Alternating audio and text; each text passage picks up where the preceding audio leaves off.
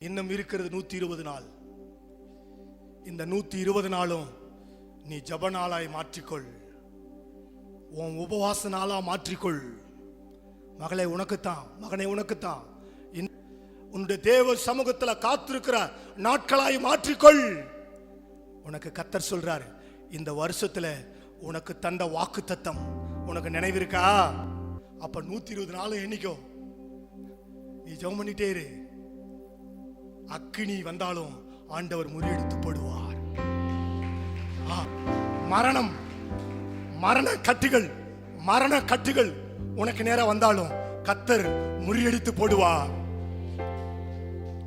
உன் ஆசீர்வாதத்தை திருடுற பிசாச கர்த்தர் துரத்துவார்.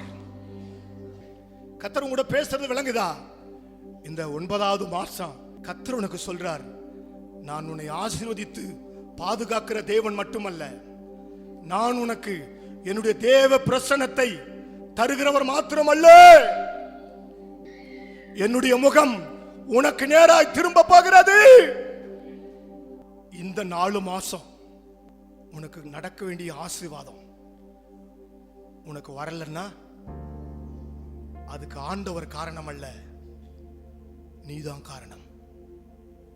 கர்த்தர் உன்னை பிளஸ் பண்ண ரெடியா இருக்காரு.